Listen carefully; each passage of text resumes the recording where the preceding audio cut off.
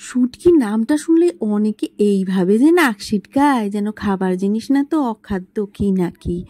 আর আমার তো শুটকি যে এত প্রিয়, শুটকি যেদিন রান্না হবে সেই দিন মাছ মাংসকে আমি বলি ওই দিকে থাক।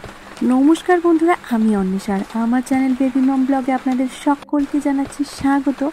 আজ না সকাল থেকে এত পরিমাণ বৃষ্টি হয়ে যাচ্ছে, মানে যখন ঘুম ভাঙলো তখন থেকেই দেখছি প্রচণ্ড পরিমাণে ঝমঝমিয়ে বৃষ্টি।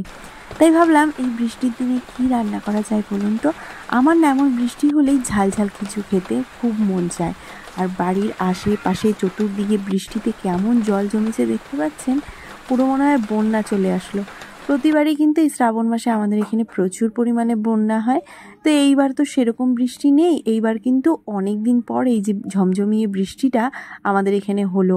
মানে সেই বৈশাখ জ্যৈষ্ঠ আষাঢ় এই কদিন কিন্তু একদমই উত্তরবঙ্গে বৃষ্টি হয়নি। এই শ্রাবণ মাস পড়ার পর থেকে যা একটু বৃষ্টি হচ্ছে। তো সবার আগে আমি এখানে না ভাতটা বসিয়ে নিচ্ছি, গরম গরম ভাত। আর তার সঙ্গে আজ হচ্ছে শুটকি মাছের ভুনা। আপনাদের শুটকি মাছের কোন রেসিপিটা সব থেকে প্রিয় সেটা কিন্তু আমাকে জানাবেন।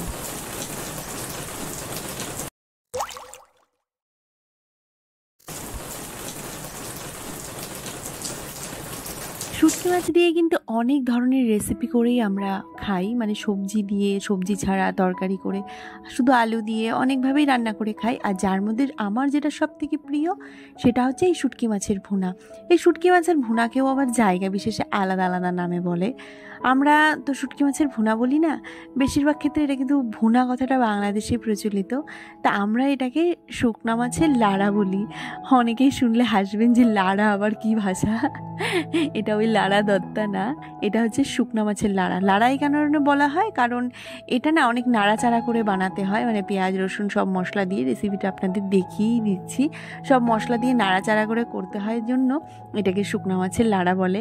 আর আমি যখন ভয়েস ওভার দিচ্ছি আর যেদিন বানিয়েছিলাম সেদিনটা কিন্তু আলাদা আলাদা ছিল। আর এখনও না ভয়েস ওভার দিতে দিতে জিভে কিন্তু অলরেডি জল চলে আসছে। শুকনা মাছের এই রেসিপিটা কিন্তু আমাদের বাড়িতে সকলেরই অনেক অনেক প্রিয়।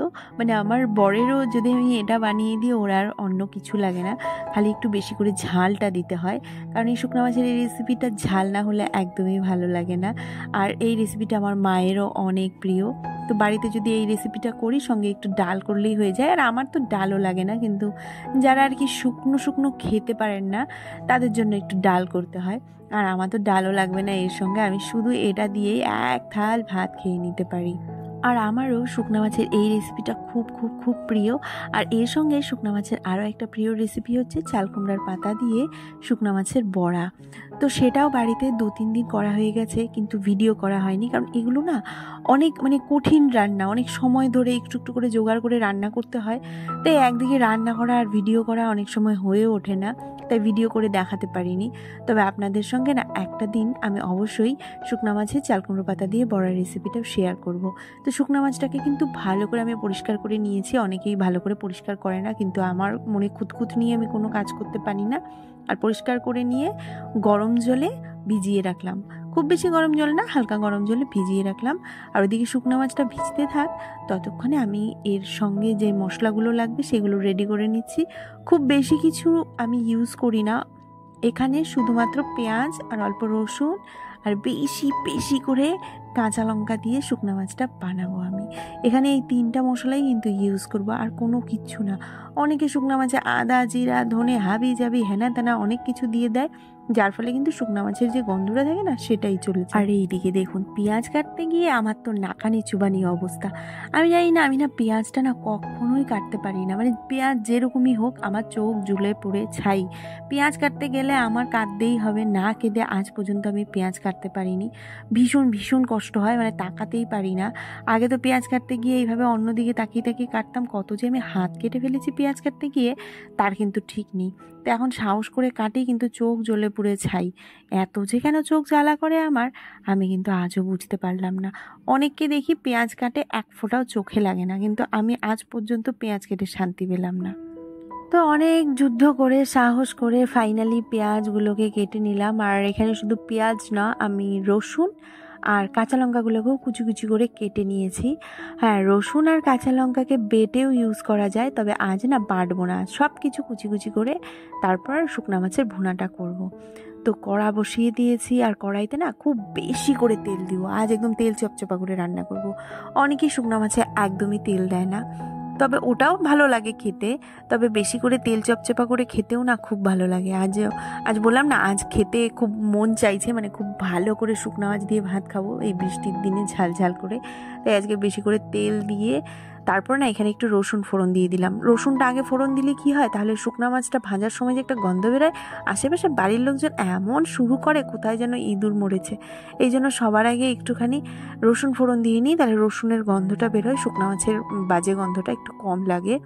এরপর শুকনা মাছটাকে নিলাম, ওই যে গরম জলে ভিজিয়ে রেখেছিলাম তার থেকে ভালো করে ধুয়ে নিলাম, মানে একটু ময়লা যেগুলো থাকে না গরম জলে ছেড়ে যায়, তো তারপরে আরও 2-3 বার ভালো করে জলে ধুয়ে নিলে মাছগুলো একদম পরিষ্কার ঝকমকা হয়ে যায়। এরপরে মাছগুলোকে চিপে চিপে তারপর তেলে ছাড়লাম। চিপেই ছাড়তে হবে কিন্তু, নাহলে এমন তেল ছিটকাবে একদম ঠোসা পড়ে যাবে। ভালো করে চিপে নিয়ে তেলে দিলাম, আর দেখুন সরষের তেলটা না মনে হয় ঠিক মতো গরম হয়নি, যার জন্য কেমন ফেনা ফেনা উঠছে। তো এখন কি করব, আমরা মাছটাকে একদম লাল লাল করে ভেজে নেব। দেখবেন আবার বেশি লাল করতে গিয়ে পুড়িয়ে ফেলবেন না, আবার পুড়ে গেলে না মাছগুলো মানে বেশি লাল হয়ে গেলে কেমন একটু বেশি শক্ত শক্ত হয়ে যায়। হালকা হালকা ব্রাউন ব্রাউন যখন হয়ে আসবে সেই মুহূর্তেই কিন্তু আমরা এর মধ্যে বাকি মশলাগুলো একটা একটা করে অ্যাড করা শুরু করব।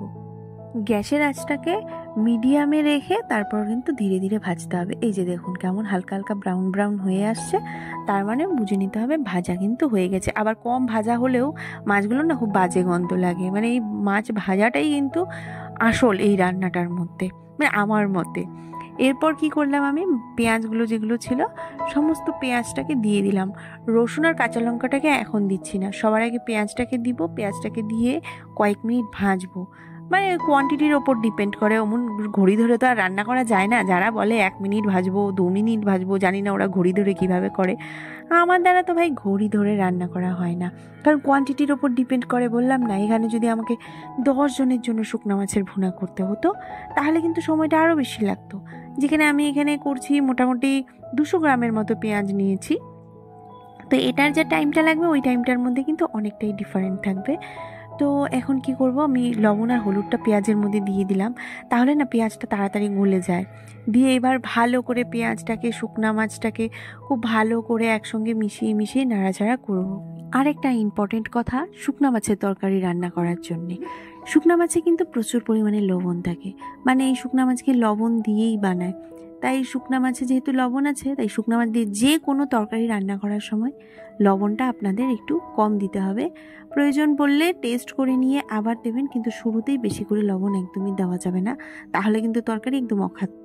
আমার হাতে কিন্তু প্রথম প্রথম এমন অনেকবার হয়েছে।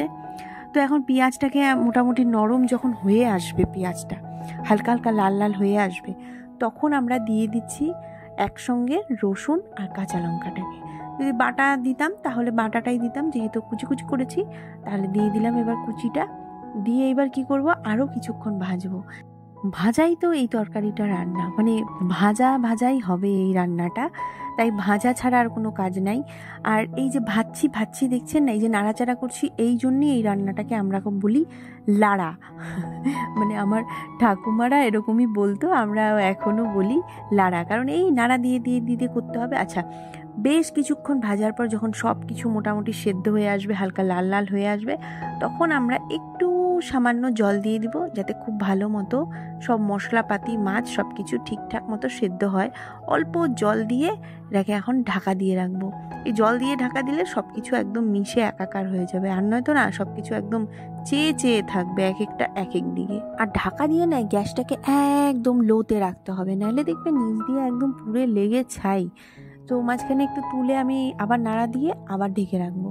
তখন তুললাম, দেখি জলটা মোটামুটি টেনে গেছে আর তেল ছেড়ে দিয়েছে। ওই দেখুন কি পরিমাণ তেল দিয়েছি, একদম তেল চপচপ করছে। তো এইভাবে খাবার কিন্তু আলাদাই স্বাদ।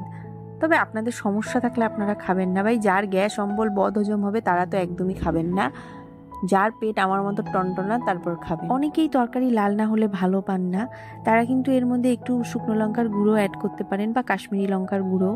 তা আমি কোনো রং ঢং ইউজ করছি না, এগুলো খাওয়া এমনিই ভালো না, সব আমরা ফ্রেশ খাবারই চেষ্টা করি। ওই রং দিয়ে তরকারি টরকারি কালার করলে দেখতেই ভালো লাগে, সেগুলো কিন্তু শরীরের জন্য অনেক ক্ষতিকারক। তো দেখুন সব জল টল যখন টেনে একদম তেল টেল ছেড়ে দিয়েছে, তারপর এটাকে বাটিতে তুলে নিয়েছি। আহা হা হা হা, এই স্বাদের ভাগ হবে না বন্ধু, এই স্বাদ মানে অমৃত অমৃত।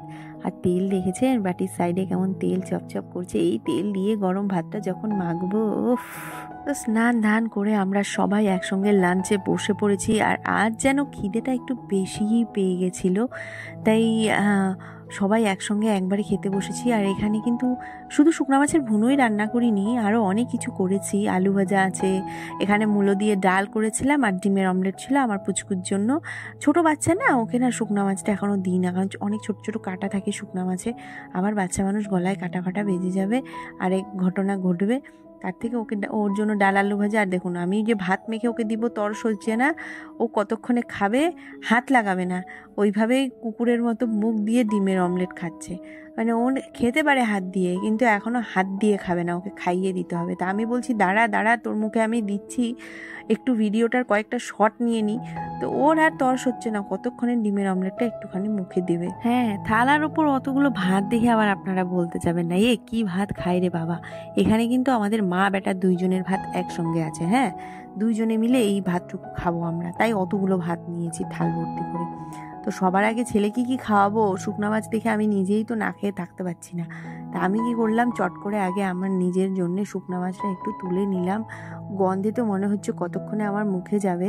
সবার আগে আমি বলি না বাবা তুই একটু বস, তোর মুখে তো ডিম দিয়েছি, তুই একটু ওই ডিমটা চাবা, আমি ততক্ষণ সবার আগে একটু মুখে দিয়ে নিই শুকনো মাছটা, তারপর তোর মুখে আবার ভাত দেবো।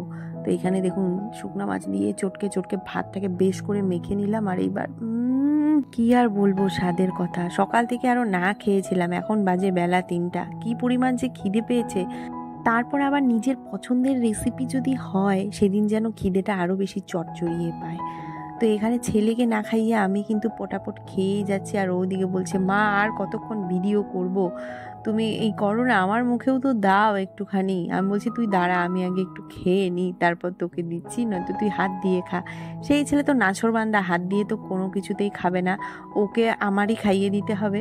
তা আমি 2-3 গাল পটাপট পটাপট করে মেরে দিচ্ছি, দিয়ে তারপর ওকে খাওয়াবো। আর আপনারা কোথায় যাচ্ছেন? আর আপনাদের কাছে একটা কিন্তু নালিশ রয়ে গেল, আজকাল আপনারা আমার ভিডিওগুলোকে শেয়ার বা লাইক করছেন না, বা ঠিকমতো কমেন্টও করছেন না। তাতে কিন্তু আমি অনেক পিছিয়ে যাচ্ছি, আপনাদের সাপোর্টের এখন আমার অনেক অনেক দরকার। তাই কাইন্ডলি রিকোয়েস্ট করছি আমার ভিডিওগুলোকে লাইক কমেন্ট এবং শেয়ার করবেন।